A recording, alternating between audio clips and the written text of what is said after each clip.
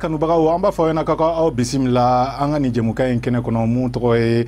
tagasegin tɛ kuma mun na n'an k'a ma ko nazarakan na sans langue de bois nin kari doyanba in na an filɛ nin ye ka ɲɔgɔn sɔrɔ tuguni an ka nin télévision soba in kɛnɛ kɔnɔ ka nin jɛmukan in lawaleya an b'aw fo dan tɛ foli mun na ka bɔ yan nɔ fo aw sigiyɔrɔ aw minnu tɛ sɛgɛn aw tɛ ɲina ayiwa an kɛlen bɛ ka wele bila denmisɛnnin naani ma minnu jɔyɔrɔ ka bon kosɛbɛ an ka jamana in kɔnɔ n'o ye Mali ye an bɛna kuma an ka jamana in yɛrɛ de kan an ka jamana in bɛ lahala mun na bi bi na barisabu ka d'a kan bɛɛ b'a dɔn k'a fɔ ko gɛlɛya b'an kan n'a tɛ ɲini ka na yɛlɛma ka kɛ gɛrɛntɛ ye ala k'an kisi gɛrɛntɛ ma kabini san 2012 an ka jamana ye donna gɛlɛya dɔw kɔnɔ ka sabu kɛ banbagaci walew minnu daminɛna an ka kɔrɔn fan fɛ fo sisan nɔ ka na don an ka camancɛ fan kɔnɔ o hukumu de kɔnɔ an ye wele bila an ka bi maa ninnu ma minnu bɛna fɛsɛfɛsɛli k'an ye walasa an bɛ se ka faamuyali caman sɔrɔ gɛlɛya minnu bɛ anw kan bi bi na o hukumu kɔnɔ n bɛna an ka maa welelen fɔlɔ n bɛna ale bisimila nin kɛnɛ kɔnɔ ale y'an ka musolaka dɔ ye sa ale sera ka a sen bɔ a kɔrɔ ka se fo yan nɔ an ka nin télévision soba in kɔnɔ walasa k'an ka weleli jaabiya ale tɔgɔ de ko Adam Diko ale ye ɲɛmaa ye tɔn kɔnɔ tɔn mun ɲɛsinen bɛ denmisɛnninw ka baara ɲumanw ni démocratie sira fɛ tɔn mun ɲɛsinen b'o ma ale tɔgɔ ko Adam Diko Adam Diko an b'a fɔ i ye k'i bisimila an ka nin jɛmukan in kɛnɛ kɔnɔ i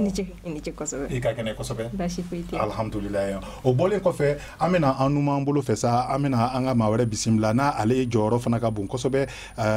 denmisɛnninw kunkanko kan barisabu ka d'a kan ale ye ɲɛmaa ye n'a bɛ fɔ tɔn mun ma ko ayiwa tɔn yɛrɛ tɛ sa barisabu ka d'a kan cakɛda don ni kuma diyara an da bɛ se k'a fɔ cakɛda mun ka kow ɲɛsinen bɛ denmisɛnninw ma kɛrɛnkɛrɛnnen la n'an k'a ma ko conseil national de la jeunesse ale y'o ɲɛmaa ye monsieur Sidibe an bɛ i bisimila an ka nin jɛmukan in kɛnɛ kɔnɔ an b'aw fo i ka kɛnɛ kosɛbɛ alhamdulillah i bɔra i ka so i nana i ka so wa o bɔlen kɔfɛ an bɛ an ɲɛsin Mamadu Yatasayi ma Mamadu Yatasayi ale fana bɛ tɔn kɔnɔ sa mun tɔgɔ ye société civile ayiwa Mamadu Yatasayi i bisimila an ka nin jɛmukan in kɔnɔ i ka kɛnɛ kosɛbɛ alhamdulillah o bɔlen kɔfɛ an ka bi mɔgɔ naaninan mun welela nin kɛnɛ kan ale tɛ maa dogolen sabu ka d'a kan aw bɛ to k'a ye an ka Serifila Jabaraninw kan ale tɔgɔ de ko Ibrahima Sy fana ye ɲɛmaa ye jɛkulu kɔnɔ mun n'a a bɛ f'a ma nazarakan na ko veille démocratique monsieur Sy i dangana monsieur Jara i ni yantuma i ka kɛnɛ kosɛbɛ hɛrɛ dɔrɔn alhamdulillah ayiwa an bɛ aw fo dan tɛ foli mun na ka na an sɔrɔ fo an ka nin télévision soba in kɔnɔ walasa ka nin jɛmukan in lawaleya mun tɔgɔ ko tagasegin tɛ kuma mun na aw jɛra n'a ye wa an bɛna don babu fɛn fɛn kɔnɔ tagasegin kana yaala aw jɛra n'a ye wa n'aw jɛra n'a ye an ka taa fɛ ne ko aw bɛ se k'a ɲɛfɔ an ɲɛna denmisɛnninw dɔw ko sifinw jɔyɔrɔ bɛ cogo jumɛn an ka jamana in gɛlɛya mun gɛrɛntɛ mun na kuma diyara an da bɛ se k'a fɔ ten nɔ mun binna an kan kabini san 2012 denmisɛnninw jɔyɔrɔ a koɲɛ la o bɛ se ka ɲɛfɔ cogo jumɛn Adam Diko e yɛrɛ fɛ aw ni ce aw ka weleli la n tun b'a fɛ k'a fɔ donc min ye AJICADI ye bamanankan na denmisɛnnin jɛkulu de don mun ka baara ɲɛsinnen don faso de ɲumanya ani bɛɛ fanga sinsinni ma donc denmisɛnninw jɔyɔrɔ ye min ye an ka jamana crise la sisan a dɔn an ka jamana bi cogo min na n'i ye Mali ta k'a lajɛ i b'a sɔrɔ mɔgɔ 100 o mɔgɔ 100 mɔgɔ 75 de bɛ yen olu ma se san 35 ma o ye k'a jira k'a fɔ denmisɛnninw jɔyɔrɔ ka bon kosɛbɛ jamana kɔnɔna na an jɔyɔrɔ min ka bon kosɛbɛ o ye k'a da an ka caya kan caya fɛnɛ kɔfɛ mɔgɔ minnu bi baara kɛ u farikolo la ni fanga ye o bɛ denmisɛnnin kunda de kosɛbɛ donc o de b'a to k'a fɔ problème min bɛ Mali la bi bi na a bɛ jeunes a bɛ anw de toucher kosɛbɛ parce que an bɛ problème ninnu kɔnɔ an bɛ i n'a fɔ mɔgɔ minnu bɛ problème an bɛ a juguya mais a bɛ kɛ anw de fɛnɛ na donc ni tubabu b'a fɔ ma acteur et victime à la fois donc bibi na jeunes ye o de ye problème in kɔnɔ Mali crise in kɔnɔna na crise a taara fan o fan n'a taara bingani fanfɛla la min ye an ka sécurité yɔrɔ ye n'a taara k'a fɔ ko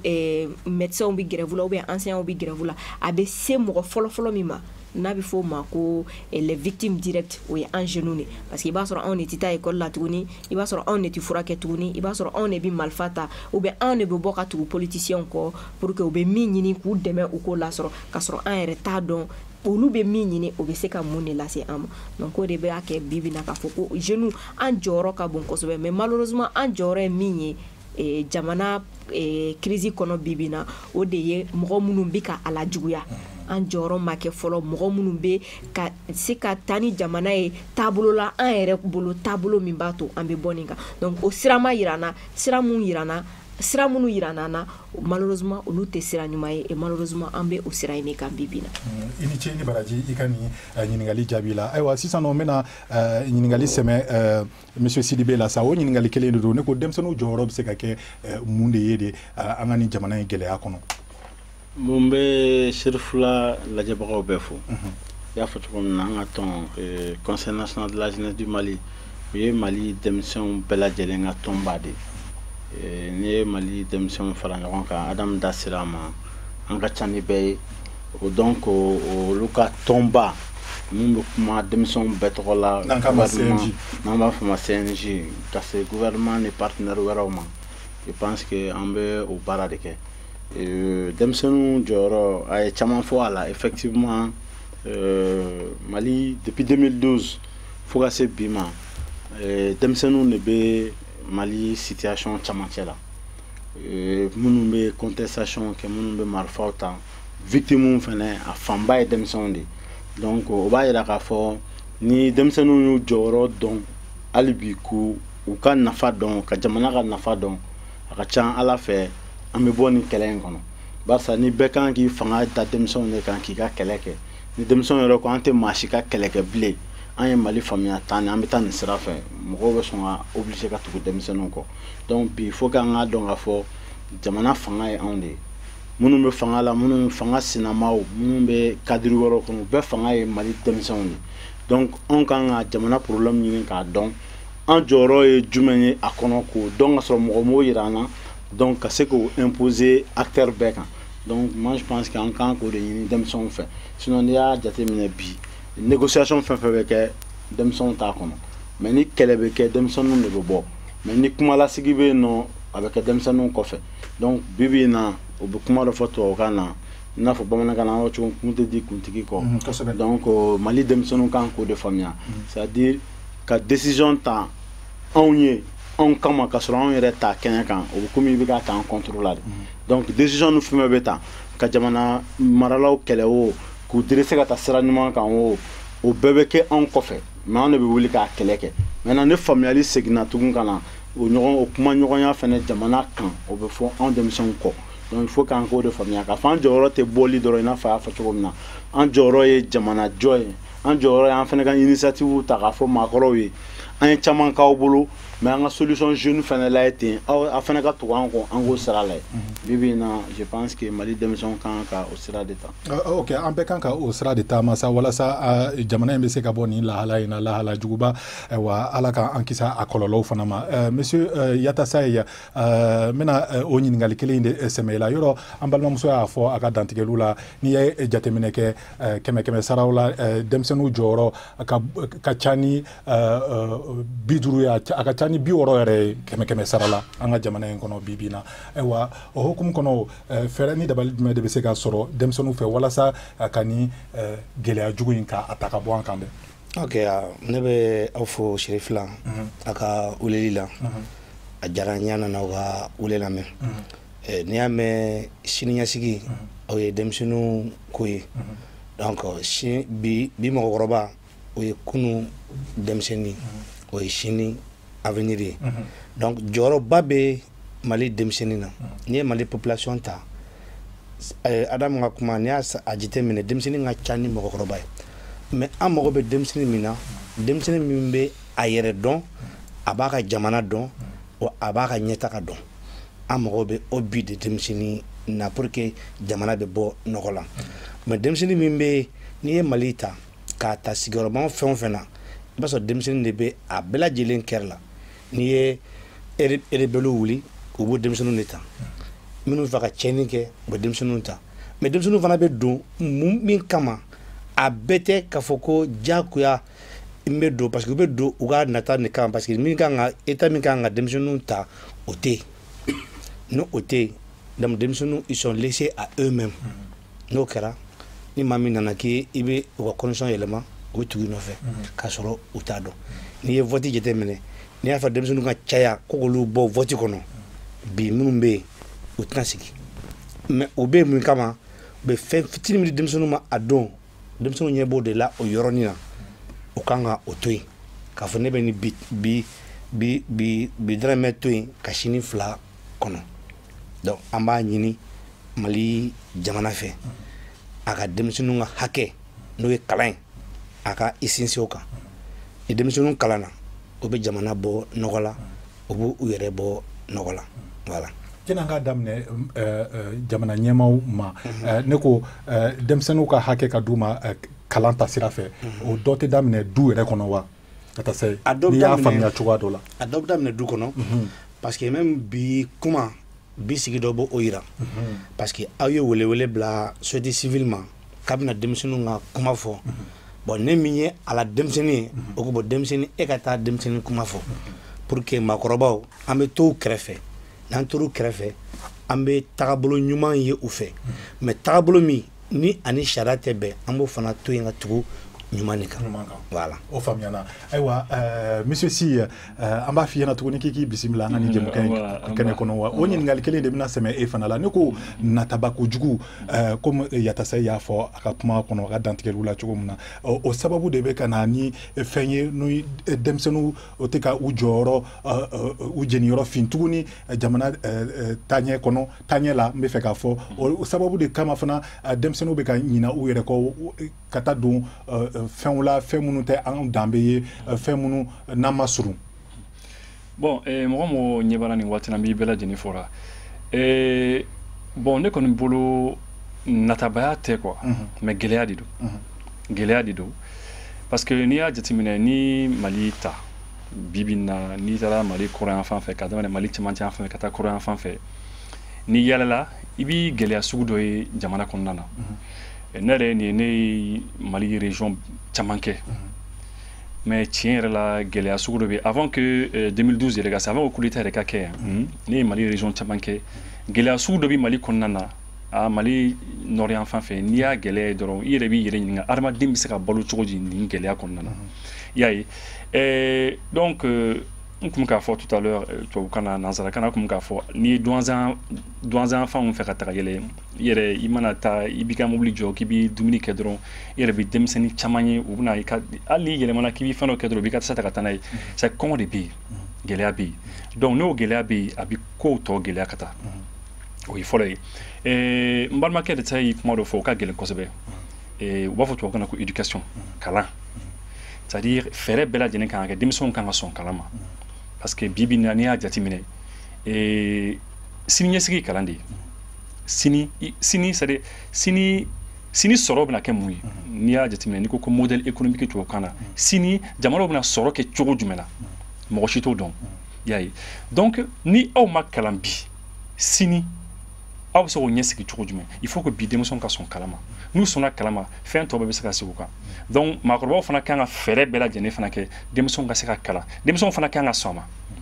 bon maintenant gɛlɛya min fana bɛ yen min b'a to gɛlɛya jugu min fana bɛ yen min b'a to denmisɛnw tɛ dumuni sɔrɔ u tɛ fɛn c'est-à-dire u ka kan ni fɛn o fɛn ye ni u ka denmisɛnninya kɔnɔna na wala u ka hakɛw n'u t'o sɔrɔ fɛɛrɛ kan ka se ka kɛ u kan ka se k'o fana sɔrɔ yaasa u ka se ka yiriwa parce que diɲɛ jamana bɛɛ lajɛlen c'est-à-dire aw bɛɛ lajɛlen ka siniɲɛsigi bɛ denmisɛnw de bolo et puis ni fɛɛrɛ ma kɛ fana o ka kɛ et c'est ça o yɛrɛ de ye danger o yɛrɛ de ye kojugu ye ni fɛɛrɛ ma kɛ k'o di denmisɛnw ma denmisɛnw mana caya u bɛ fangaw ye c'est-à-dire u bɛ fangaw bɔ yen maa minnu bɛ fanga na u b'u bɔ yen an ɲɛ b'o la bi na an ka dafa jamana dɔw la i n'a fɔ Algérie n'a ɲɔgɔnnaw i y'a ye an y'o ye 2014 Burkina i y'a denmisɛnw nana caya ni denmisɛnw cayala bɛɛ mago bɛ kalan na bɛɛ mago bɛ dumuni na bɛɛ b'i fɛ ka furu bɛɛ b'i fɛ ka nɛgɛsoni san ka di i den ma donc bɛɛ b'i fɛ ka yiriwa quoi bon n'o mɔgɔw nana caya k'a ye ko u tɛ ka o yiriwa sɔrɔ u tɛ ka kalan sɔrɔ donc finalement u bɛ muruti maa murutininw bɛ caya jamana kɔnɔna na donc o de bɛ a to dɔw bɛ taa sira wɛrɛw fɛ i n'a fɔ n'u bɛnna ni bandiw ye u bɛ fara bandiw kan ka ko dɔw kɛ donc vraiment peut-être que débat kɔnɔna na an bɛna an da bɛna se olu bɛɛ ma ni ala ka jɛ ye ka o fɛsɛfɛsɛ walasa maaw bɛ se k'u ka tata sɔrɔ a la cogo min na nka ne ka faamuyali la nin kuma in bɛɛ bɛ boli mun de kan an bɛ ɲini ka na jamana ɲɛmaaw de jalaki barisabu ka da kan a bɛna fɔ u jɔlen tɛ u jɔyɔrɔ la kosɛbɛ monsieur Sidibe ne ko mun de bɛ se ka kɛ walasa ka gɛlɛya jugu minnu bɛ ka don fo an ka faaba kɔnɔ bingani jugu minnu bɛ ka kɛ fo an ka faaba kɔnɔ ka fu siri olu ko la jɛni a ko ka taa ka dan kɛ. Bon ne kɔni bolo problème yɔrɔ min na bi an tɛ se ka maa kelen jalaki mais jalaki fanba bɛ taa jamana marabagaw de kan barisa jamana jɔ bɛɛ ni i jɔyɔrɔ don depuis san caman bi Mali kɔnɔ Mali dictature clé wagati bɛ ɲini ka fisa n'a démocratie clé donc mauvaise gouvernance y'a to jamana tiɲɛna o ye fɔlɔ ye filanan fɛnɛ n'i y'a jateminɛ impunité o fɛnɛ kelen don ka Mali tiɲɛ n'o ye jalakibaliya ye parce que problème bɛ cogo min na bi n'i ye fɛn fila bɛ diɲɛ kɔnɔ n'i bɛ fɛ ka jamana o jamana ci i bi a ka éducation n'o ye ladamu ni kalan i b'o de tiɲɛ a bolo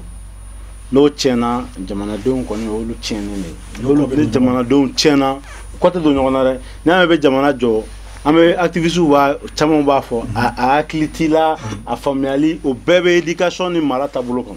donc ni n'an b'a fɔ tɔgɔ ressources humaines n'i y'o tiɲɛ k'a kɛ olu tɛ fɛn dɔn u tɛ sira ɲuman ni sira kolon dɔn ka bɔ donc jamana bɛ ci parce que jamana ɲɛmɔgɔ tɛ bɔ sanfɛ ka cun u bɛ ta jamanadenw de cɛla donc i mana a bɛ komi n'i ye yiri turu ni arasini jugu ye a bɛ bolo minnu bɔ ka taa se filaburu ma olu filaburu jugu de bɛ taa den bɔ e tɛna se k'a fɔ k'i bɛna i ka kɛlɛ kɛ yiriden dɔrɔn ye sisan donc Mali problème il faut k'an ka jateminɛ depuis démocratie nana gouvernance bɛ cogo min o ye fɔlɔ filanan o ye jumɛn ye o de ye discipline jamana foyi tɛ yen k'a bɛ se ka taa ɲɛ ko n'a jamanadenw ladamunen n'u maralen tɛ donc bi bi in na an ka politigiw kɛcogo fanga ɲini ko jugu y'a to u bɛ ka jamana ci ni jamanadenw tiɲɛni fana ye k'a kɛ mɔgɔ tɛ fanga bonya bilen denmisɛnnin tɛ maakɔrɔ bonya bilen den t'a fa bonya diinɛmɔgɔ tɛ bonya politigimɔgɔ tɛ parce que sira fɛn fɛn bɛ ka yira a si tɛ sira ye sira min b'a to maa minnu b'a baara ta ka a sɛgɛrɛ jamanadenw ma ko jamanadenw b'u bonya donc olu fana jamana ɲɛmɔgɔw bɛ ka contribuer o la kojugu parce que Mali la hali n'i y'a jateminɛ port de casque i bɛ Mali de la loi bɛ voter ka sɔrɔ ka sensibilisation daminɛ alors que wuranda filɛ nin ye bi ni ne bɛn kɛra kan ko sira bɛ bɔ mɔgɔ min kuncɛ ma i yɛrɛ de b'a gratter fɔlɔ k'a di mɔgɔw ma donc je pense que o discipline de ne taara wuranda hali moto taxi n'i k'i bɛ miliyɔn d'a ma n'i ma casque don k'i sigi a kɔfɛ a bɛ jɛ i ka wari kɔ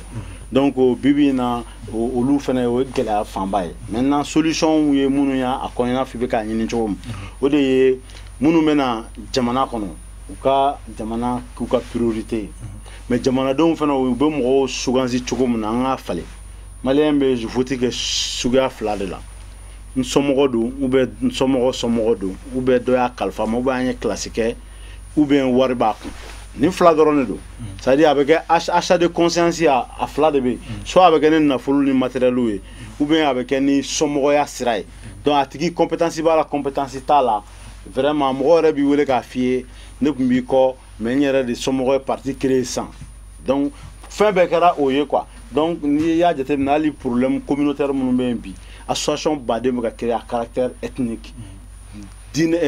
siya bɛɛ bɛ k'i ka association créer bon n'i y'o ye dugu o dugu kɔnɔ o ye guerre civile prémisse de o ye mun ye parce que tout simplement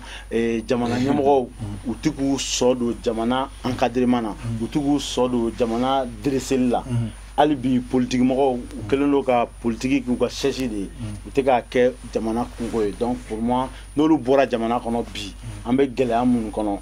o bɛ ban parce que i bɛ don min na kuma maliyɛnw yɛrɛ y'o de fɔ i bɛ k'a ka farin an bɛ na n'a ye a k'an dresser n'i ye mɔgɔ yɛrɛ ye ka jɔnkala fɔ k'a fɔ mɔgɔ bɛ mɔgɔ la mɔgɔ min k'an dresser a tigi jɔnna a la k'ale tiɲɛna de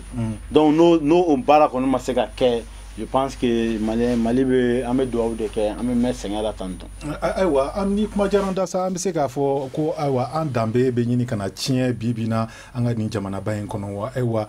wulikajɔ jumɛn de sera ka kɛ aw fɛ ne balimamuso Adam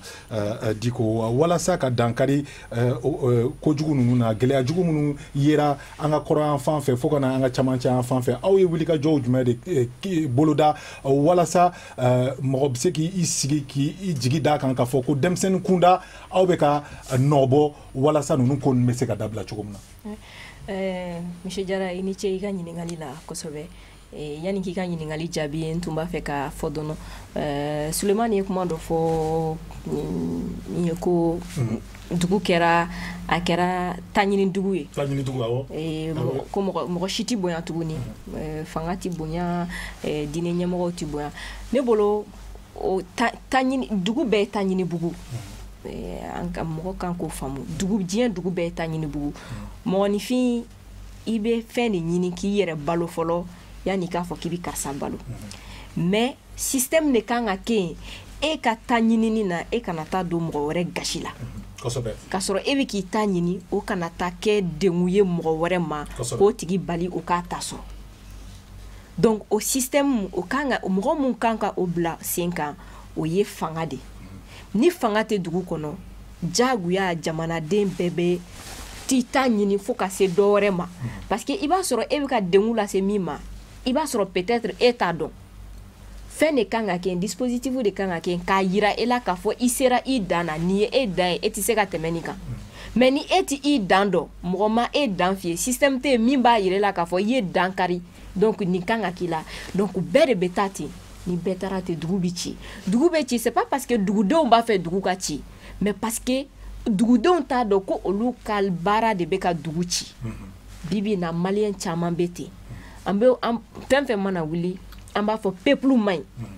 an ka problème tɛ ɲɛmaa ye an ka problème ye peuple de parce que peuple man ɲi peuple discipliné tɛ sauf que peuple si tɛ diɲɛ kɔnɔ min y'a yɛrɛ discipliné an bɛ exemple ta Rwanda kan Rwandais fait non, c'est pas que les Rwandais sont les plus disciplinés au monde, c'est parce que le système mimbe Rwanda au système ne bi obligé jaguya ibi clé ni imi clé ibe tata ni mi clé ni ma ibi iti den krefere ibi datugu de ibi nyangini tant que ni nyangini make tant que ma fo mo ye ni etemena ni ka ibe nyangi ko nyangini appliquer tant que o make beba parce que ne ya ye ale ya ke fema boala ne fene ba po ne ba ke e ba ye ne ya ke fema boala e fene ba ke c'est pas parce que e ba fe ka duguchu mais parce que ya e do ya ke fema bo tala otuma o ye maliden ka teme e kan o bibi na ameka tati problème te peuple problème ye système mimbe o de mai il faut que o akafoko o mai o ka corriger tant que o ma corriger dugudenw tɛ se ka fali a ka fɔ wa u ka jɛn n'a ye ka fɔ bibi na an bɛ kuma ka dilan voilà bibi na an bɛ kuma fasoden ɲumanya kan n bɛna i ka question jaabi o yɔrɔ de la an taara Mali centre la ka taa mɔgɔ minnu bɛ yen nɔ population minnu bɛ yen ka taa u rencontrer ka discuter n'u ye an taara Tɛnɛnku ɲina ye a san 2 ye moto ti boli tile fara su kan sufɛla dɔrɔn tɛ tile fara su kan moto ti boli an ye dialogue kɛ an ye baro sigi yen denmisɛnninw ani surasi minnu bɛ yen parce que u y'a ɲini an fɛ k'a fɔ n'u sera k'u ka moto sɔrɔ k'a boli journée dɔnɔ kɔnɔ pour que u ka se ka taa sugu la parce que école kɔni tɛ école tɛ yen tuguni école tɛ o yɔrɔ ninnu na a bɛ san 3 bɔ bi pour que u ka se ka taa u ka suguw jɔ an ye o débat kɛ ni fɛn surasiw ye n'u bɔra o la o ye n'o y'a sɔrɔ anw bɛ se ka engagement ta ou bien ni tɛnɛnku tɛ nampala de don ou bien n'o y'a sɔrɔ nampala jeunes bɛ se ka o engagement ta an bɛ papier dɔ sɛbɛn k'a signer k'a fɔ ko ni moto dira jeunes ma journée kɔnɔ ko kan tɛ attaquer o kuma a ye ne miiri janya kosɛbɛ k'a fɔ an ɲɛna aw bɛ papier sɛbɛn aw b'a signer n'an ye moto di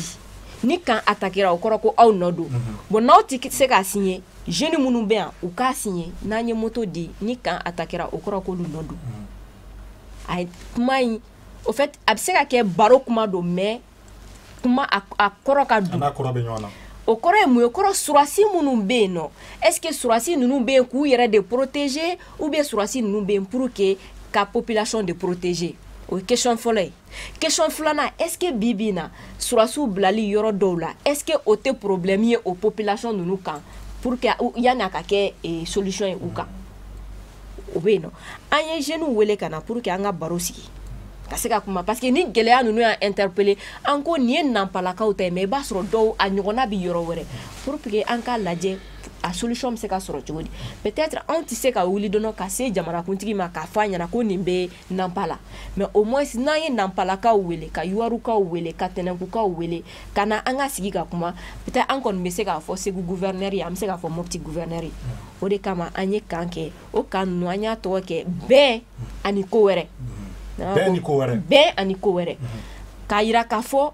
bɛn ye tiɲɛ ye, mais mɔgɔw mago bɛ ko wɛrɛ fɛnɛ na. Bɛn dɔrɔn tɛ o, mɔgɔw b'a fɛ de ka bɛn conjuguer u ka fɛn bɛɛ la. A kana kɛ yiriwa ye sa, bɛn ni yiriwa. A kɛra bɛn ni yiriwa ye, a kɛra bɛn ni kalan ye, a kɛra bɛn ni fɛn fɛn ye, o de y'a to an y'a kan tɔgɔ kɛ ko paix et plus. D'accord. Donc o paix et plus signe jumɛn? Parce que an y'a ye k'a fɔ ni bɛɛ wulila bɛɛ bɛ kuma ko paix, mais an y'a ye k'a fɔ population bɛ fɛn wɛrɛ nɔfɛ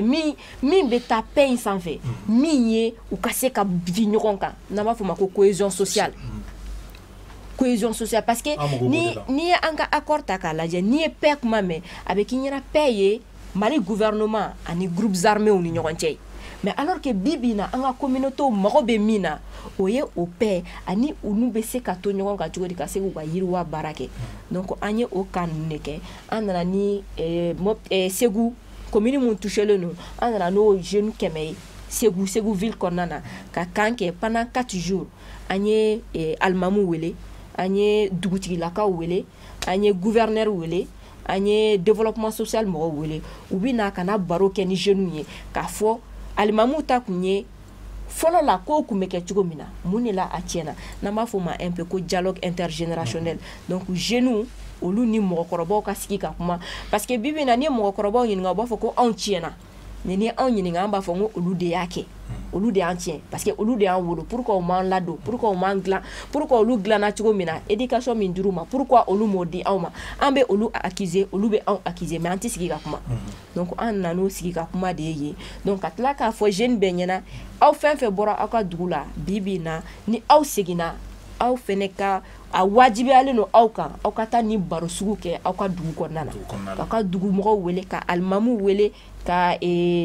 ni état ka représentant minnu bɛ k'olu wele, aw ka sigi ka kuma, ka problème fɔ, ka sɔrɔ k'a fɔ bon désormais an b'a kɛ tan, désormais an b'a kɛ tan. Chaque 6 mois aw bɛna sigi, aw bɛ point kɛ, a kun fɔra ko aw kun ka nin kɛ, mais aw m'a kɛ, défaut bɔra aw de la, aw b'a corriger ainsi de suite. Donc an y'o kɛ Mopti, Segu an y'a kɛ Mopti. O kɔfɛ fɛnɛ an y'a ye k'a fɔ problème mun bɛ yen fɛ, a source bɛ Bamako de, parce que yen nɔ u tɛ arme dɔn, u tɛ fɛn fɛn bɛ bila, a bɛ bila ka taa d'olu ma, décision bɛ taa di olu ma. Mali problème ye Bamako de. Il faut que o ka fɔ mɔgɔw ko dɔn. Bamako dun dɔrɔn tɛ Mali, mais Bamako dɔrɔn tɛ Mali, mais Mali problème ye Bamako de. Décision tɛ ta yen, décision ninnu bɛ bɔ Bamako de. Donc hali n'i y'a ye ko kɛlɛ bɛ communauté ni ɲɔgɔn cɛ, a décision bɛ Bamako, a ye kuma dɔ fɔ min ye communauté bɛɛ bɛ wuli k'a fɔ k'i b'i ka fɛn créer, i ka association créer, o bɛ ka kɛ bɛɛ ɲɛ b'a la, mɔgɔ si tɛ kuma fo don min na ni tiɲɛni kɛra. Donc an seginna ka na, an nana ka campagne lancer k'a fɔ ko fulaw ni kadɔw bɛɛ ye kelen, a bɛɛ ye fa kelen, an bɛɛ ye ba kelen. Donc an y'o campagne lancer n'o ye Baturu Inagoto. An ma da o ma, mɔgɔ minnu déplacera depuis Kolongo attaque kɛra, mɔgɔ minnu déplacera ka na, mɔgɔ wɛrɛ minnu déplacera ka na fara olu kan, an taar'u rencontrer, u bɛ difficulté min na, k'a lajɛ comment an b'u dɛmɛ. Donc u ye fɛn 3 de demander an fɛ, n'o ye kɛnɛya ani ka ji sɔrɔ ani dumuni, ani u bɛ se ka u bɛ yɔrɔ min na u ka bɔ yen cogo min na. Donc ala barika la an ye wele bila, mɔgɔ caman ye fɛnw bila ka na, ka malo ni balo caman dir'u ma. Kɛnɛya yɛrɛ an yɛrɛ fɛnɛ ye semaines kɛ, médecins bɛ taa ka t'u furakɛ ka furaw d'u ma gratuitement, et mɔgɔ dɔ fɛnɛ sɔrɔla min ye a ka yɔrɔ bila u ka disposition na, u taara yen nɔ. Mais an ti da o ma, an bi gouvernement interpeller, n'an ye action kɛ, ou bien n'an ye situation ye, an b'a sɛbɛn, an b'a fɔ an hakilinata ye nin de, an b'a ci gouvernement ma. Mais an ti da o ma fɛnɛ, an b'a publier réseaux sociaux kan, an b'a di journalistes ma, pour que mɔgɔw k'a dɔn k'a fɔ fɛn min bɛ ka kɛ centre la, ni an ma wuli k'an jɔ, sini kunu an tun bɛ k'a fɔ ko nord bi an bɛ k'a fɔ ko centre sini ala kana to an k'a fɔ ko Bamako yɛrɛ ala ka n'o cɛ janya halisa olu baara bolodalen ninnu olu kɛra belebele ye n bɛ fɛ k'a dɔn n'o y'a sɔrɔ fanga ye dɛmɛ don aw yɔrɔ wa walasa aw ka baara ninnu aw bɛ se ka timɛ cogo min na. Alors baara ninnu na fanga ye dɛmɛ min don an na an ye cas minnu organiser an ye dɛmɛ min sɔrɔ état ka niveau la o ye gouverneur sɔnna ka na kuma ni denmisɛnninw ye ani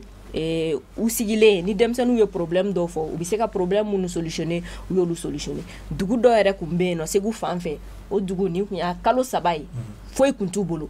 donc jeune dɔ ale bɔra yen nɔ parce que pour que ale ka bɔ o dugu la yɛrɛ ka se Segu ale bɛ tile 5 de kɛ sira kan parce que djihadistes bɛ fan bɛɛ fɛ donc a bɛ yɔrɔ contourner ni min kɛ donc ale y'a ka situation fɔ gouverneur ye weleli kɛ a ko k'u ka taa ni balo ye effectivement su fɛ a ye weleli kɛ u y'a fɔ ko awɔ hélicoptère dɔ nana n'a tora sanfɛ a kɔni ye balo di a ye balo caman jigin donc o caman olu situation caman kɛra o ye état ka dɛmɛw ye o kɔfɛ fɛnɛ déplacé u ka niveau la an tun ye état interpellé kosɛbɛ notamment ministère du développement social donc u nana kivu dɔw sigi mais sauf que état ka dɛmɛ a bɛ ka kɛ i n'a fɔ société civile ka dɛmɛ waati ni dɛmɛ don ni population ko jitu bolo u bina ni kivu filɛ u bita mais sauf que an bolo état ka bon état ye fɛn ba de ni population bi yɔrɔ dɔ la k'u déplacera de ko jitu bolo an bolo état bɛ se ka na ni forager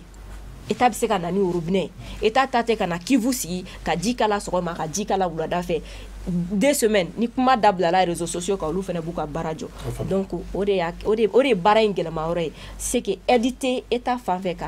action ninnu ka soutenir hali ni aide min nana ka soutenir i b'a sɔrɔ kuma de cayara réseaux sociaux sanfɛ u bɛna ka image dɔ corriger mais après a ti continuer o faamuyana o babu ninnu faamuyana kosɛbɛ ayiwa an bɛ taalen ɲɛfɛ halisa an bɛ ɲininkali sɛmɛ an balimakɛ la sa mun ye Yatasaye ne ko an balimamuso bɔra k'a fɔ cogo min na Conseil national de la société civile dagayɔrɔ la o e mun ye denmisɛnnin ye aw sera ka wulikajɔ jumɛn de kɛ walasa an ka jamana in bɛ se ka bɔ nin gɛlɛya nin kɔnɔ. En fait, alhamdulillah, Conseil national de la société civile kɔnɔna na depuis an ye conférence dɔ kɛ min na an n'a fɔ conférence de la loi d'attente olu conseil ko état ma k'u b'a ɲini état fɛ ani Yad Agali ka sigi ka kuma en tant que malien mais non en tant que terroriste ko parce que n'i y'a mɛn gɛlɛya fɛn bɛ nord kɔnɔ n'a fɔra mɔgɔ o mɔgɔ n'i ye malien ye si tu es indispensable à la négociation ko k'i wele ka i sigi Faransi olu ka terroriste don Mali la c'est un malien an k'a ɲini k'a dɔn kun jumɛn bɛ k'i bila nin na mun na i bɛ ka jamana kɛ tan cogo la mais a don ni bi cɛ état ma o yɔrɔ ta en compte o kɔfɛ u ka accord kɔnɔna na n'a a sariya 46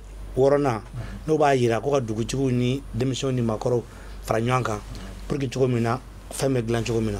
société civile wulila ka baara caman kɛ o kɔnɔna na mais ce qui est sûr société civile dan ye kuma fɔli de fanga t'u la ka ko changer fanga t'u la ka fɔ diyagoya i bɛ nin kɛ parce que état mago tɛ a ka société civile ka kuma la kuma dɔw bɛ yen bi Mali bɛ wagati min na société civile bɛ se ka wuli bon MINUSMA aw bɛ yan kun min kama il faut que a ka mandat ka changer état tɛ se k'o fɔ mais société civile de bɛ kan ka se k'o fɔ mais n'o an b'o min fana fɔ o tɛ lamɛn donc o gɛlɛya bɛ Mali kɔnɔna na filanan bɛ kɛ jumɛn ye mɔgɔw bɛ k'a fɔ ko ka kɛlɛ wuli yɔrɔw la il faut que état ka jeunes ta k'u don baara la u yɛrɛ ka yɔrɔ la n'i ye mɔgɔ dɔ ta ka bɔ Bamakɔ ka to o mite Kidali a tɛ to yen mais n'i ye Kidali ka denmisɛnnin yɛrɛ ta yen k'a bila baara la yen yɔrɔ bɛɛ jeune bɛ ka ta baara la o yɔrɔ kelen na donc i bɛ ka i ka localité servi i bɛ ka jamana servi donc i bɛ to yen yen niveau la bon sabanan kɛ jumɛn ye Adam ka kuma Mali fɛn bɛɛ kelen don bi politique ye minnu bɛ duguma olu bɛ sanfɛmɔgɔw de ka welekan lamɛn an ka mun kɛ il faut que mɔgɔw ka détacher ka bɔ o la ni a kɛra fagali minnu bɛ Bamakɔ olu tɛ faga minnu bɛ duguba kɔnɔ o tɛ sɔrɔ minnu bɛ kungo kɔnɔ olu de bɛ faga wa olu de bɛ a ɲani bɛɛ lajɛlen a kɔlɔlɔ bɛɛ bɛ se olu ma fo an ka mɔgɔw ka o bila u kunkolo la n'i ye Ogosago min kɛra a juguyara mais n'i y'a ye minnu b'a décider olu si ma sa olu si ma sɔrɔ a la a don an ye réunion de crise kɛ an ka bureau la société civile la ne ko président ma don ko président a ye bɔ an ka taa fo président de la république fɛ yen ko parce que n'i y'a ye mɔgɔw ma bɔ nin ko la parce que Bamako u ka mɔgɔw ma sa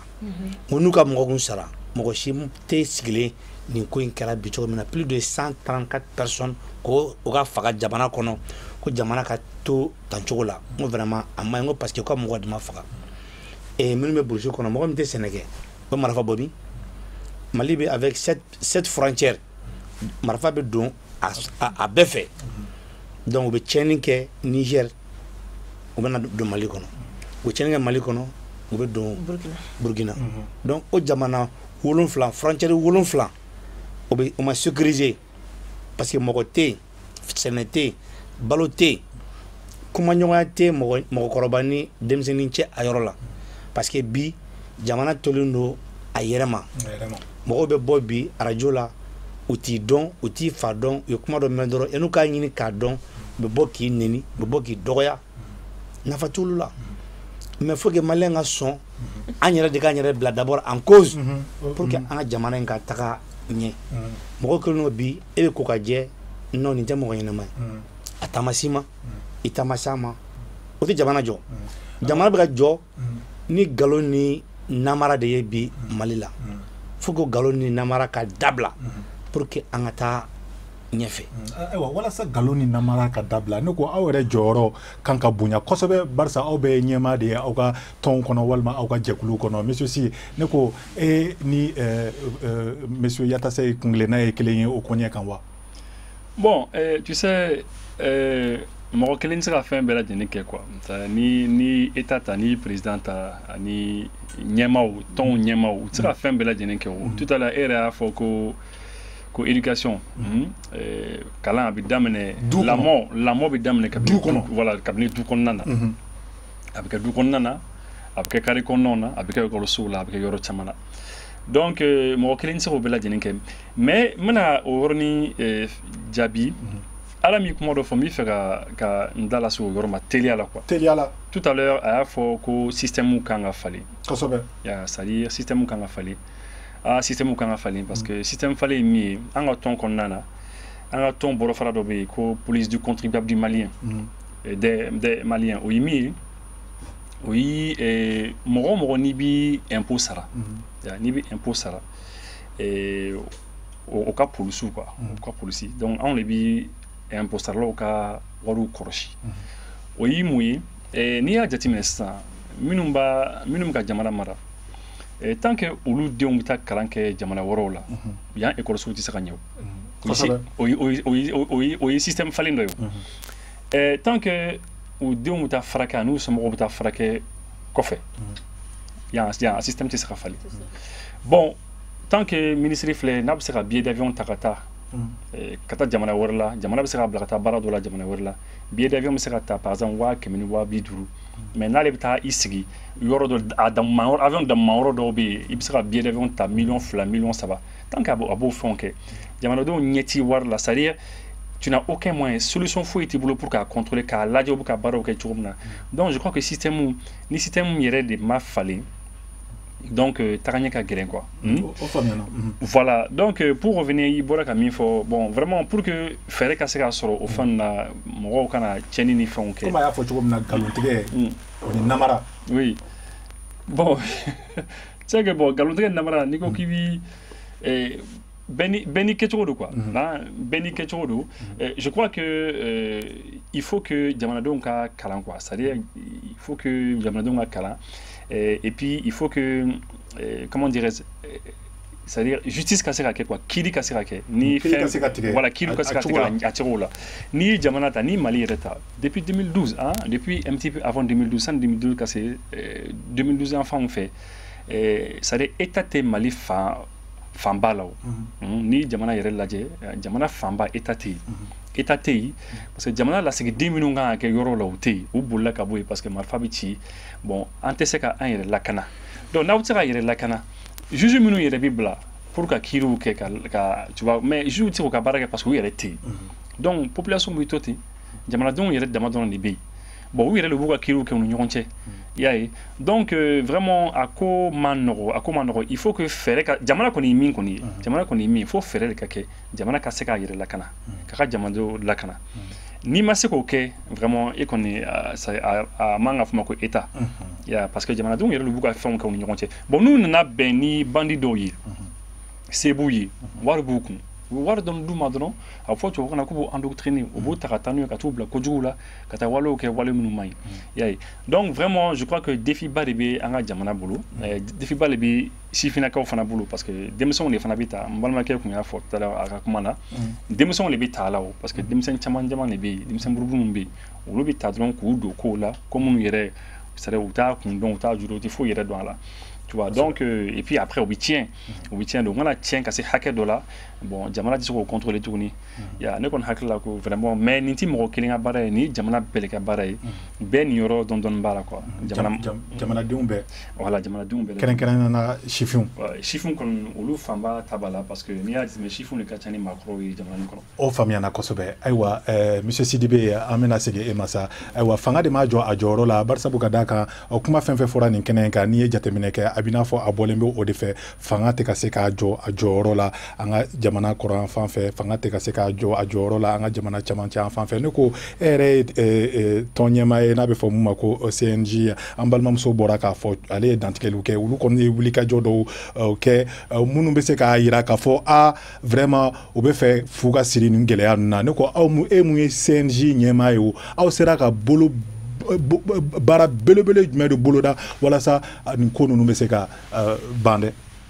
Bon depuis ko in daminɛ la an ye wulikajɔ caman kɛ barisa coup d'état kɛlen jamana fanba bɛɛ kun minɛra Mali la jamana wɛrɛw nana maliyɛnw dɛmɛ donc transition kɔnɔ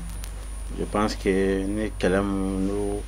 o kun ye k'an ka dugukolo an ka jamana segin an yɛrɛ ma an ye dépôt yɔrɔ la an ye faso dɛmɛ k'a fɔ wele bila Mali denmisɛnw bɛɛ ma an ka an joli di an se 100 100 20 200 min an k'o di k'an ka surasiw dɛmɛ o projet n'an kun b'a fɔ ma ko denmisɛnw jɔyɔrɔ faso baara ni faso dɛmɛ ni bɛn kɔnɔ o y'a to an ye joli 20,000 an sera k'o di o ka kɛ ka an balima sɔrɔsiw dɛmɛ ani même étranger minnu jogina kɛlɛ kɔnɔ an ye million comment on le dit million kɛmɛ an y'o fɛnɛ o fara ɲɔgɔn kan ekɔlidenw b'o la denmisɛnninw bɛɛ ka se ka o di à l'époque gouvernement ka o fɛnɛ kɛ denmisɛnninw ka appuyer depuis yen an jɔyɔrɔ donna processus kɔnɔ o de y'a to ne yɛrɛ taara Alger n taara denmisɛnw représenter pour parler la a ye chance dan ne denmisɛnnin minnu yɛrɛ bɛ marifa ta n'u ka sigi ka kuma an k'u hakilinaw dɔn donc on a compris que denmisɛnninw bɛ kɛlɛ fɛn fɛn la a fɔra an ye nin kɛra an fa la a fɔra ko nin kɛra an ka dugu la an ka dugu bɛ tan mais maakɔrɔ minnu n'olu b'u bila la olu yɛrɛ tiɲɛ tɛ fɔ mɔgɔw ye donc gouvernement bɛ se ka jalaki mais moi je pense que an bɛɛ de kan ka jalaki bi a fanba ye gouvernement ye mais gouvernement fɛnɛ dɛmɛli dɔ a ka baara la o ye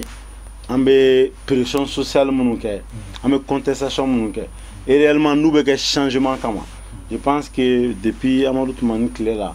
code de la famille ni fɛnw pression caman kɛra fɛnw la olu bila la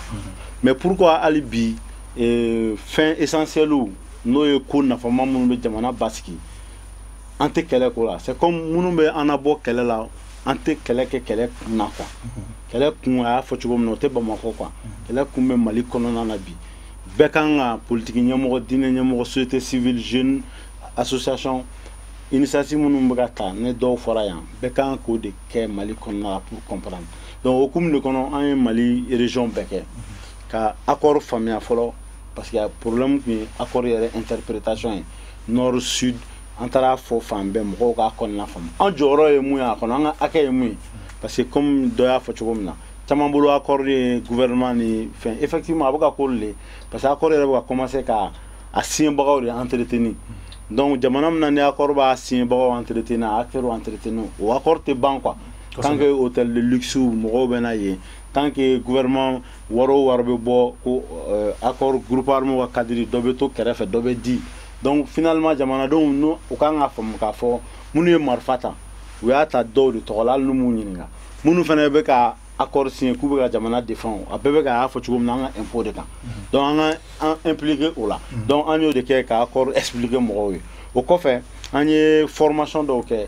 ka médiateur 100 an y'olu former médiateur pour la paix ka olu jeunes b'an bolo bi n'an b'a fɔ ma les jeunes médiateurs pour la paix an ye initiative dɔw fana ta n'olu ye activité IMO n'a bɛ fɔ activité à haute intensité de main d'œuvre n'o ye denmisɛnninw ka bololabaara ni zone gɛlɛya minnu bɛ yen n'u ye denmisɛnninw ka baaraw tiɲɛ n'o o b'a to baarantanya b'u don jihadistes ni fɛnw kɔ donc olu bɛ se ka bololabaaraw sɔrɔ cogo min ni partenaires ye je pense que CNJ la an y'o activité camanw kɛ an ye dialogues fana kɛ région camanba kɔnɔ nord sud centre mais an ye bɛɛ fara ɲɔgɔn kan fora caman na pour que denmisɛnninw bɛ réfléchir u bɛ se ka bɔ nin ko in kɔnɔ cogo min na donc an bɛ ka baaraba min labɛn kuma lasurunya la pour que parce que président y'a ka mandat a ko k'a y'a di denmisɛnw ma an yɛrɛ jɔyɔrɔ ye jumɛn ye mandat kɔnɔ mandat dili denmisɛnw ma o bɛ taa laban mun de la an ka hɛrɛ ye jumɛn ye a kɔnɔ an ko bon il faut que an yɛrɛ ka wuli a ma se an ka président ɲininka contenu ye mun ye an yɛrɛ ka contenu mun n'an b'a fɛ an bɛ fɛ mandat in ka kɛ cogo min an bɛ fɛ denmisɛnninw ka faamuya a kɔnɔ cogo min baaraw ka ɲɛsin denmisɛnninw ka hɛrɛ ma cogo min an ka o labɛn sɛbɛnna ka t'o di président ma donc an bɛ fɛ o assise nationale de la jeunesse et de l'emploi an bɛna o concertation kɛ mali fan 14 bɛɛ ka sɔrɔ ka assise yɛrɛ kɛ ni jamana ɲɛmɔgɔ ye denmisɛnw mana bɛn mun kan ni volet fɛn fɛn bɛ ka fɔ denmisɛnninw bɛ bɔ nin yɔrɔ ninnu bɛɛ la ka na an bɛna document dɔ labɛn n'o ye document de plaidoyer donc président bɛ mali denmisɛnninw bɛɛ rencontrer an b'a fɔ a ye a bɛ kɛ ka bɛn a ka anniversaire fɔlɔ ma n'ala sɔnna a ma k'a yira la k'a fɔ an bɛ fɛ mandat ka kɛ tan de san 4 tɔ kɔnɔ donc an bɛ sɔrɔ ka moyen d'an yɛrɛ ma ka jamanadenw wele u k'an dɛmɛ an ka se k'o suivi kɛ mandat ka se ka kɛ anw sago ye si réellement n'a sɔrɔ a dira anw ma cogo min balimakɛ o faamuyana kosɛbɛ an ka wagati kɔni bɛ ka boli sa ayiwa ka teli fana miniti 10 dɔrɔn de tora an bolo sa nka ne bɛ fɛ k'a dɔn nin kɛnɛ in kan o barisa ka da kan an ye e sɔrɔ ayiwa e bɛ tɔn kunna fana mun jɔyɔrɔ ka bon kosɛbɛ denmisɛnnin kunda komi n y'a fɔ n ka babu daminɛ la cogo min na balimamuso Adam Diko ne ko aw yɛrɛ fɛ o a ɲininkali bɛ tɛnkun aw bɛɛ la wa teliya la fana CNJ jɔyɔrɔ an ka jamana in kɔnɔ ne ko a lakodɔnnen don kosɛbɛ wa kan i ka ɲininkali diyara n ye CNJ jɔyɔrɔ n'i ye ne ɲininka ne b'a dɔn mais n'i ye ɲininkali kɛ k'a fɔ Mali jeunesse kunda ni CNJ jɔyɔrɔ dɔnnen don ne bolo CNJ jɔyɔrɔ ma dɔn a ma dɔn jeunesse ta fanfɛla la a ma dɔn parce que bibi na n'i bɔra ka mɔgɔ caman ɲininka surtout min ye denmisɛnninw ye k'a fɔ ko est-ce que u b'a kalama k'a fɔ ko jɛkulu bɛ yen mun b'u représenter u b'a fɔ k'u t'a dɔn et pourtant u dun t'a dɔn a lakodɔnnen tɛ parce que CNJ yɛrɛ ka communication o tɛ olu toucher directement fiɲɛ b'u ka communication la fiɲɛ bɛ CNJ ka communication na je pense o kɔni o ye fɛn ye fiɲɛ b'u ka communication na u kan ka o corriger rapidement pour que jeunes k'a dɔn k'a fɔ ko u bɛ yan olu de kama n'i y'a ta k'a lajɛ ni comité o comité bɛ sigi état kɔni kunda la i b'a sɔrɔ u bɛ quand même a bɛ ɲini CNJ fɛ ni denmisɛnninw da kan ka don fɛn fɛn na a bɛ ɲini CNJ fɛ u ka mɔgɔ dɔ di min bɛ don nin na min bɛ don nin na mais après o mɔgɔ minnu bɛ taa don o la u bɛ don o la CNJ ka sira fɛ mais u tɛ CNJ ka représentant u ye Mali jeunesse ka représentant parce que comité bɛ comité la n'i donna o la i bɛ don o la de k'a fɔ e de denmisɛnninw i n'a fɔ denmisɛnninw ka kuma da bɛ e de bolo donc o yɔrɔ la a tɛ kɛ CNJ ko ye tuguni a bɛ kɛ Mali jeunesse bɛɛ de ka ko ye maintenant Mali jeunesse ta o kalama bi k'a fɔ ko ni comité o comité bɛ yen nɔ k'a fɔ ko jeune dɔ bɛ yen nɔ min kan ka an hakilinata fɔ min kan ka anw défend donc jeunes to o dɔn donc o b'a to k'a fɔ o mɔgɔ minnu bɛ taa olu ni tubabuw b'a fɔ ma ko redevabilité olu kan ka fɛn min fɔ jeunes tɔw ɲɛna k'a fɔ nin décision de taara nin bɛna kɛ tan ou bien kana denmisɛnninw ɲininka u ka hakilinata la yanni ka taa fɔ yen yɔrɔ la o chaîne briselen don donc tant que o chaîne ma bila sen kan a ka gɛlɛn k'a fɔ CNJ ka a ka a jɔyɔrɔ jouer pas que a ka dɔnya dɛ mais tant que ni CNJ ma dɔnya a bɛ ka mɔgɔ minnu représenter tant que olu tɛ CNJ dɔn tant que CNJ ma olu ka potentialité utiliser comme force a ka gɛlɛn k'a fɔ CNJ k'a jɔyɔrɔ fa parce que bi bi na n'i y'a fɔ ko CNJ État kunda u b'a miiri k'a fɔ mɔgɔ 20 mɔgɔ 30 mais n'o y'a sɔrɔ u b'a dɔn k'a fɔ o ni CNJ président wulila n'a ko ko nin ka kɛ n'a ma kɛ a bɛ se ka ni mɔgɔ hakɛya de labɔ u bɛ siran ni CNJ jɔyɔrɔ bɛ dɔw la CNJ mana fɔ ko min ka kɛ jeunes o bɛ kɛ o fana bɛɛ kɔfɛ CNJ bɛ min kɛ jeunes ye o fana lakodɔnnen tɛ u kan ka o fana ɲɛfɔ k'a fɔ an ye nin kɛ an ye nin kɛ an ye nin kɛ a ka fɔ hali n'o y'a sɔrɔ bɛɛ t'a apprécier mais au moins a ka fɔ mɔgɔ kana sigi k'a fɔ aw ye nin kɛ mais ne kun t'a kalama komi an yɛrɛ b'a fɔ cogo min mɔgɔ kun ti gana kuntigi kɔ donc an yɛrɛ ka a fɔ jeunes ɲɛna action min bɛ ka kɛ e ni ce i ka dɛmɛ o ɲininkali kelen bɛ sɛmɛ an balimakɛ Yatasa ye fana la CNJ kunnafoni kɔni y'a jira k'a fɔ ayiwa ale ka baaraw daminɛna kabini san 2000 nazarakan na nin y'a san 19 de ye a bɛ sen na ayiwa Yatasa ye ne ko CNJ jɔyɔrɔ falen tɛ kosɛbɛ an ka jamana in kɔnɔ denmisɛnnin kunda. Je pense que Adam ye kuma bɛɛ fɔ a ko CNJ jɔyɔrɔ falen don mais CNJ lakodɔnnen de tɛ donc mɔgɔ caman fɛ sinon CNJ jɔyɔrɔ bɛ Mali kɔnɔna na mais mɔgɔ caman tɛ a dɔn donc jeunes kan k'a dɔn CNJ bɛ anw de kama ka bɛɛ lajɛlen ka hakɛ ta k'a kɛ gafe min bɛ kɛ Mali denmisɛnnin bɛɛ tɔgɔ ye parce que CNJ société civile don donc n'a mɛn société civile o ye mɔgɔ min kalanna min ma kalan bɛɛ bɛ a kɔnɔ a bɛɛ bɛ a ka hakɛ de ɲini i n'a fɔ CNJ kelen to ye c'est comme ni société civile ta sisan a kan ka dɔn comme quoi société civile kan ka kɛ i n'a fɔ contrepoids du gouvernement ni société civile kumana gouvernement kan ka dɔn bi ça ne va pas mais o tɛ CNJ gansan o ye société civile bɛɛ lajɛlen ye Mali kɔnɔ bi an yɛrɛ b'o la il faut se mettre en cause an yɛrɛ bɛ o la parce que na an kumana a kan ka dɔn donc il y a un problème mais bi i bɛ société civile mɔgɔw de ye ka bɔ politique mɔgɔw nɔfɛ i bɛ politique mɔgɔw bɔlen ye société civile nɔfɛ qui n'est pas normal ça c'est pas du tout normal min ye CNJ jɔyɔrɔ ko ye denmisɛnninw ka hakɛ la bɛɛ kan ka i jɔyɔrɔ fa pour que jamana bɛ taga ɲɛfɛ. O faamuyana ayiwa monsieur Sy kuma la teliya la e bɛ se ka mun de fɔ CNJ kan dɛ bari sabu ka d'a kan i tɔɲɔgɔn fɛn fɛn bɛ nin jɛmukan in kɛnɛ kɔnɔ u bɛɛ bɛ k'a jira k'a fɔ ayiwa CNJ kɔni a bɛ n'a fɔ a m'a ka baara matarafa hali sisan dɛ. Non, CNJ lakodɔn tɛ jamanadenw fɛ denmisɛnninw fɛ yɔrɔ bɛ yɔrɔ yɛrɛ la ni CNJ tɔgɔ yɛrɛ fɔ mɔgɔ dɔw tɛgɛ bɛ sɔn ka se ma awɔ c'est vrai parce que denmisɛnnin caman bɛ yen ne bɛ quartier dɔ la n'i taara ko CNJ u tɛ kuma n'i yɛrɛ parce que a b'u kun na de ko CNJ ye politikimaw de ye parce que tɔn tɔn mana se gouvernement fɛ tɔn kɔni ni gouvernement kɔni y'a ladɔn ni État y'a ladɔn ka ban ou bien ni État y'a sigi dɔrɔn bon généralement n m'a fɔ ko don forcément quoi mais généralement dɔ bɛ d'u ma quoi dɔ bɛ d'a ɲɛmɔgɔw ma dɔrɔn ɲɛmɔgɔ b'i bila gouvernement ka bolo kan donc ni fɛn o fɛn ma ne gouvernement u t'a kɛ y'a donc bon jeune caman bɛ yen denmisɛnnin caman bɛ yen u t'u yɛrɛ ye CNJ la quoi u t'u yɛrɛ ye CNJ la CNJ fana ka baaraw fana tɛ ɲɛfɔ mɔgɔw ye a tɛ ɲɛfɔ mɔgɔ ye bien que a bɛ se ka diya mɔgɔ caman ye donc du coup ne yɛrɛ hakili b'a la peut-être n bɛna exemple fitinin dɔ di san dɔ la maliyɛn caman kun bɔra ka Faransi drapeau ta ko Faransi mɔgɔw kun content na mais armée française seni Kidal u ma sɔn ka Kidal fɛngɛ donc gɛlɛya donna donc maliyɛn caman tigɛra Faransi la kɛlɛ ni fɛnw la ne hakili b'a la CNJ président kɔrɔ min kun bɛ yen a taara ambassadeur France da la a taara dɔrɔn a y'i bolo kɔrɔta ko vraiment ko France bɛ ka min kɛ ko nin man ɲi mais o dugusajɛ gouvernement kumana n'a ye c'est à dire ko u tɛ fɛ ka ye yen nɔ tuguni donc a ma ye nɔ donc du coup jeunes c'est comme ni denmisɛnninw sifinnakaw b'a fɔ ko CNJ y'i janfan kɛ quoi c'est à dire CNJ t'i ye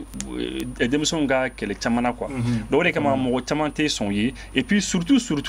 u ka baaraw lakodɔn tɛ denmisɛnw fɛ quoi donc u t'u yɛrɛ ye CNJ la u t'u yɛrɛ ye CNJ kɔnɔna na quoi o faamuyana ayiwa comme maa b'an bolo yan nɔ mun ye CNJ yɛrɛ ɲɛmaa ye sa ayiwa kuma la teliya la bari sabu ka d'a kan wagati bɛ ɲini ka na koron e bɛ se ka jaabi jumɛn de sɔrɔ k'a fɔ an ɲɛna nin koɲɛ ninnu kan dɛ. Bon mais je pense que an balimamuso ye mun fɔ communication a nafa kan ka bonya fanga kan ka bonya CNJ la ne yɛrɛ nalen an ye cellule de communication créé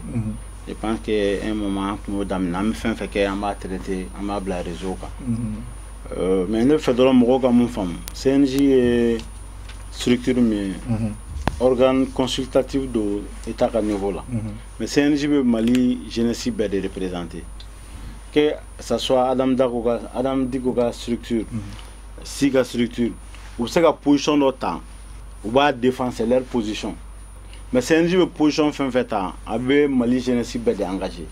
maintenant la plupart des jeunes nous te CNJ tout y est à Konon il va sur le position Konon position souvent même CNJ ka position do mais à la oralité ka oluga kelen ronake ou tout est reconnu CNJ Konon ola par exemple ni révision constitutionnelle là ante abana CNJ maye à Konon mais Mali de CNJ famba be kuma mais CNJ membre chama ba kuma Konon nous ga association toy mais aujourd'hui ne CNJ président ne ga association menina ça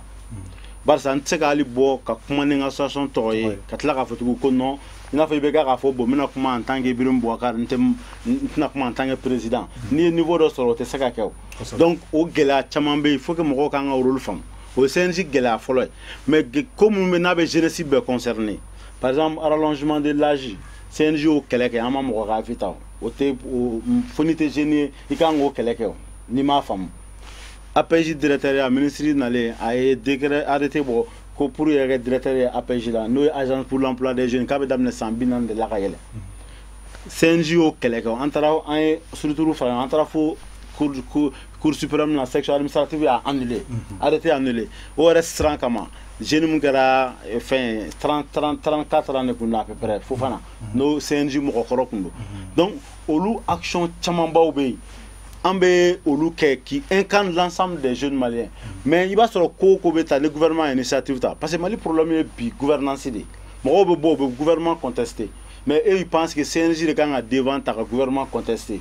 donc on a avis du gouvernement on a fouillé révision on a rôle que jumé pour dire qu'à expliquer jeunes un projet un fermé gouvernement initiative ta vous avez le droit à contenir donc mais naga oui naga non on va appartenir à notre structure. Donc je pense qu'il y a une campagne d'appropriation pour que je nous contenu femmes. Maintenant ceux qui sont contre parce qu'il y a femmes et ceux qui sont pour il y a femmes, je pense que c'est un giga rôle que nous démorer là. Nous gata warm neka soutenir be ka warm na contrôle là. Maintenant il faut que malien je nous ga femmes ka fo en rôle en position ka gelen ko jugu. Parce que en rôle mu ne ko willa munu be contre munu be pour en bu bere représenter. Maintenant na est pour ta. Ça veut dire que munu be contre un aïra fo lutte Mali de mission na pour feneta et contre ta munu be pour amaye ka fo ne gela chama soro et même investiture là président de la République investiture là ne mata ye gela baso chef de file de l'opposition investiture là on a la carte du fou année et carte d'honneur comme ça tanga mobile fo gazon comme kuba ro konte segata. C'est leur perception de la chose. Mais pour eux, obéir non, obéir dépendancier quoi. Mais alors que moi je me dis, mes genoux engagés fin de donc il faut que les gens comprennent qu'un rôle à Famba et ceux qui sont pour, ceux qui sont contre. Pourquoi ils sont pour, pourquoi ils sont contre, en bout de mon goût réformien et quoi pour nous contre avec conviction. Donc on peut chamambe en bout soutenir du goro, car initiative n'y a fouillé, mais on va contribuer au cas positionné. Nous faisons pour y faire en bout faire ou cas contenu femme. Donc au bas en bout femme bac. Maintenant communication de la baba parce que le gouvernement me voit bichegi de en main. Kalo. Alors que chef de file de l'opposition, millions bidou kemeduru de bedoma sangono. Et société civile nous tout tas d'adon mais parti politique donc je peux vous dire que subvention média marin avant empêcher les cabaraks parce que avec ta secrétaire sarani papier sans là donc aujourd'hui vision me fait ni à conduire CNJ ma ina fa toujours là CNJ présent ni begata yoro la lettre sigé ou bien ni ministre de yorom donc le malien lambda ani partenaire ou fait boulot vraiment fa kangoro sigé. C'est ce qui fait qu'il y a un lettrement à l'institution internationale, ou même partenaire privé. C'est le CNG de le gouvernement qui nous a connu donc il a fallu qu'on a communiqué au qu'on a fait une société civile et que le gouvernement on est là pour accompagner si ça concerne les jeunes. faire le plaidoyer, même critiquer, mais on a notre manière de critiquer. Donc je pense que nous sommes familles et qu'aujourd'hui, les réformes doivent engager CNG là. On a malin genou dans au-delà. Barça, dorénavant, genou de CNG financier. C'est-à-dire même jusque dans les communes, les cotisations des associations sur les 100%, 20%, il faut bureau national là. Cercle région à Bébékété. Donc nos cotisations, on a autonomie dans ma. En ce moment, on sait qu'un bon nigéria. Maintenant nous ma kefene, on fait un akumado. Mais dans les réformes déjà, on y baradam. Initié gars d'identité là ça. Yo au réforme nous faut ça. On sait qu'à sababu yo wala ça CNG be sait qu'à yerema horonya soro. Ni kuma jaranda me sait qu'on faut au chocolat. Na fologo ta fan fait. Na fologo ta horonya va mbo. Aywa nga wakati kon sebe corona ça amena jamuka indatu nga kuma laban la vraiment ni aw be se ka aw hakilina fo mais vraiment minute kelen kono gouvernement kura mu mena sigi senga barsa bu kada ka nya e ka fo ko premier ministre kura ale bubu Cissé ne ko e hakilina ta e medi mais vraiment balmam so minute kelen dro jena anga jamuka jena anga nyongri OK minute kelen ba ese mais modérateur e ka tan d'antenne mo ko ñu ñoncha mankane parce que do bi 30 minutes ta do bi minute flata. Donc, ah oui, mais agoni a équilibré les dépenses. Allah c'est à glangagner tout. Voilà ça. Même c'est qu'à minute duru sur tout comme sinon chama ba de tala. Donc mi premier ministre Boubou Cissé. En fait, comme on va faire Boubou Cissé qui est premier ministre parce que jeune do donc jeune beka ka accompagner ne bina mi fo pour que encore nga se ka moko accompagner oye ibiki ka barake ka bara mi pour moi ka ke ministre ka ke premier ministre o krote ko beka nga bo jago ka tigere fo iku ne bolo ibla la bara de la ni nana ibo barake ni bara be ka nya tigere be fo ayere mo mais ni bara te kanya ka foko no ni te kanya ye matigere fo parce que ita tigi faire sune kan tigere fo ka soro bara ma ke fo pour moi ne bolo gouvernement ka fera présent kan ane ou bla bara la parce que obika sarani ane ka impôt donc eta fo kibe mo bla bara la ka tla ka ke bisran o tigi nyefika boy ka tigere fo atigi donc mi o ba fo ko jeune do faut déjà ka nga donc avant malla moko chama bi sa ka soro masi sambidruma ni to babu ba fuma ko espérance de vie malita be 48 49 la donc du coup au yoro la anti se ka ko moko mi sera fo sambidrun durum sambina duruma ko o génie o koro malien be ba shi ke génial la anti koroba donc pour moi angana o blanya fait ka fo ko karsa e génie o de la kerai anga fo parce que karsa besi moko munu besi ango olu blani barena parce que bibina e a fo chugo mina jamana gelea chama be jamana niveau bela akera a santé ko akera lakana ko akera kenya ko gelea be ni niveau bela donc am mago de be mogola bi munu be se ka nanu ka la donia pour que ka se ka jamana bo dinge kono mais am mago te mogola munu be na pour que ka se ka jamana donya pour que ka se ka donc ko bi marché chugo mina ku yera renforcer pour que sana nata la ou ka position politique ou ta ka parti politique ou créer ka fanga ni am mago be mogola mogo munu nunana ou be se ka jamana bo dinge kono donc akana ke jeune do be muso do me akake atigi bise ini cheni barajizi ministre kilengo ni temena ko sobede aywa yata sey barba ke yata sey ministre kilengo no ebe sega munde fo bar sabu kadaka wuli ka jo chama kera ko premier ministre ko mu Ismaïl Boubé mai ka kata aywa ne ko ale ka tagali inde bina to ko nga jamana embe bono ko lawa au fait de be ndake ministre kilengo nana anka kuma mancha c'est-à-dire que amem la ini minke Boubou Cissé fait aga moko ta moko misi barala mimi jamana bo nogola kanake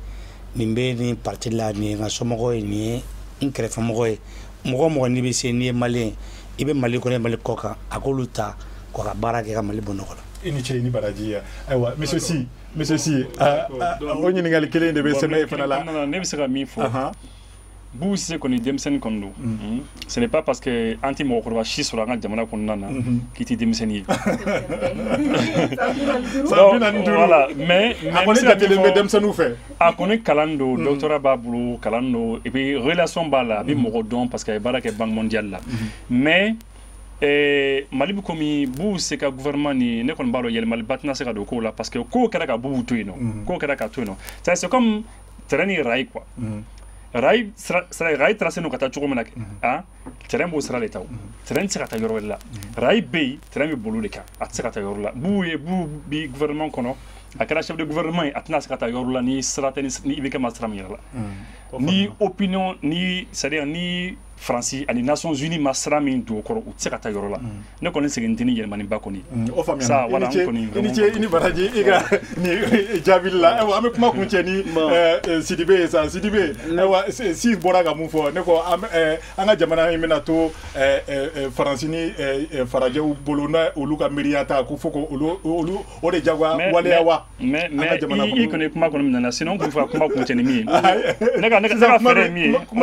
parce que non c'est vrai c'est là n tun bɛ fɛ ka fɛɛrɛ fɔ fɛɛrɛ ye duuru de ye quoi wagati corona de wagati sɛbɛ corona balimakɛ ne bɛ mun fɔ minute kelen kɔnɔ ala min y'a fɔ cogo min a bɛ gɛlɛya mais an b'a lajɛ donc parce que kuma fila de di ne ma fɔlɔ si ka kuma farajɛw ka ko je pense que farajɛw kuma kelen in kɔnɔ bon farajɛw ka je pense pas que farajɛw ka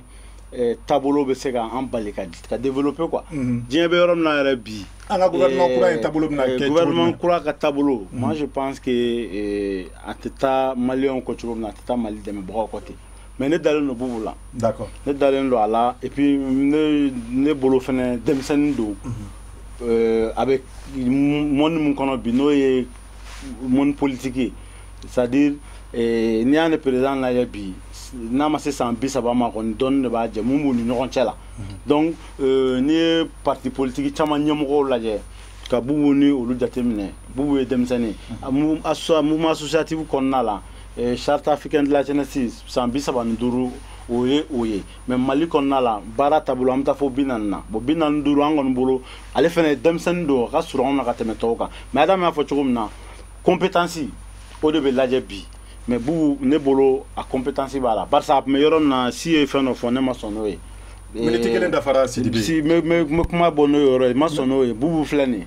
ne y'a dɔn cogo min na a tɛ se ka don mɔgɔ ɲɛnada fɛ sinon ministre des finances gɛlɛya caman tun b'a ni ministre caman cɛ a ka baara taabolo kan n'a tun bɛ don ɲɛna caman da fɛ sanw b'a sɔn an tun b'o dingɛ kɔnɔ donc an bɛ se ka da la a bɛna gouvernement min sigi an b'a ɲini u ka o gouvernement ka kɛ mɔgɔw ye maa minnu tilennen don baarakɛlaw don minnu bɛ komi a yɛrɛ fɛnɛ a ye baara jɔ cogo min faamuya cogo min na olu ka i ka laseli ninnu na i ni ce i ni baraji aw bɛ hakɛto bari sabu ka d'a kan wagati sɛbɛkɔrɔ corona an bɛ segin ka aw fo tuguni vraiment dan tɛ foli mun na aw bɛɛ lajɛlen ye k'a daminɛ e la Sulemani Satigi Sidibe e ye tɔnɲɛmaa ye n'a bɛ fɔ mun ma ko conseil national de la jeunesse n'an bɔra yen nɔ an ka musolakaw fana kun représentelen don an ka nin jɛmukan in kɛnɛ kɔnɔ ale ye Adam Diko ye Adam Diko, elle est présidente de l'association des jeunes pour la citoyenneté active et la démocratie. Iniche ini baraji. Awa anga bima welelen do fana kunye Ibrahima Si, ale nyema ye tonkono na be fomu mako veille démocratique. Si iniche ini baraji ikani weleli jabila ambe soroka labani Mamadou Yatasaye ale koni ale be conseil national de la société civile ale bo okonosa ale demseni mu o jɔyɔrɔ dɔnnen bɛ o jɛkulu o tɔnba in kɔnɔ an ka jamana in kɔnɔ aw ni cɛ aw ni baraji aw ka nin weleli jaabi la an ka limanaw ni de fana bɛ dan sigi bita in na sa an bɛ tila ka aw fana fo dante foli mun na an b'a fɔ aw ɲɛna aw k'an bɛn karidon wɛrɛ an na se ka wele bila maa wɛrɛw ma nin jɛmukan kelen in kɔnɔ walasa ka don babu wɛrɛw la minnu bɛ an ka jamana in ɲɛta a ko fɔ halisa ala ka an ka jamana basigi ala k'an ka jamana suma halisa aw ni cɛ aw ni baraji.